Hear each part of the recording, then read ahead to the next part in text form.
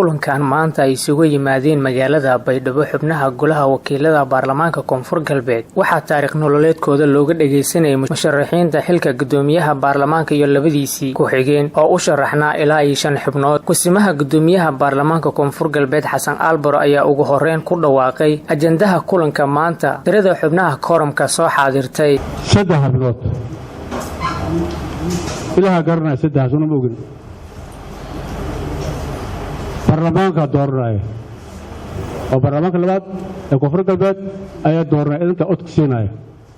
ugu horreyn waxaa hadal jeedinta musharaxiinta ku hormaray tartamayaasha xilka gudoomiyenimo waxaana u tartamaysay ilaa 2 musharax oo kala ah Maxamed Cabdiraxiin Nuur iyo Dr. Fiqi. waxaana hadalka ku horeeyay musharaxa gudoomiyaha baarlamaanka Koonfur Galbeed Maxamed Cabdiraxiin Nuur.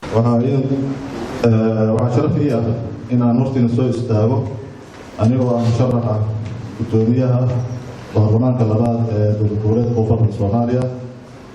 intaan u gudagelin faahfaahinta warkayga musharaxnimadeed waxaan had gaar ah soo koobin u jeedinayaa madaxweynaha dowladda Koonfurta Soomaaliya mudane Cabdilcasiis Xasan Maxamed Laftigareen. magacaygu waxaa la dhahaa Cali Saciid Faqi. waxaan muddo 7 sano ahaa safiirka Soomaaliyeed ee midowga Yurub. waxaa sidoo kale maanta hadal jeedinta qayb ka ahaa musharaxiinta u tartamaysa xilka gudoomiye ku-xigeenka koowaad oo u tartamaysa ilaa 2 xubnood oo kala ah xildhibaan Aamina iyo xildhibaan Maxamed Nuur Maxamed Macalin. waxaana hadalka ku horeeyay xildhibaan Aamina. aniga waxaan u taaganahay xilka gudoomiyaha koowaad ee baarlamaanka Koonfur Galbeed Soomaaliya. haddaan waxa idinka dul maro taariikh nololeedkayga waxaan ku dhashay gobolka Baay gaar ahaan Baydhabo. waxaan ku dhashay sanadku markuu ahaa 25 bishii 9 1962 waxaan ku dhashay gobolka Baay degmada Diiso. xildhibaan Shamso waxay kaligeed u tartamaysay oo ay musharax u tahay qabashada xilka gudoomiyaha ku-xigeenka labaad ee baarlamaanka Koonfur Galbeed. magacayga waxaa la yiraahdaa xildhibaan Shamso Maxamed Yarow.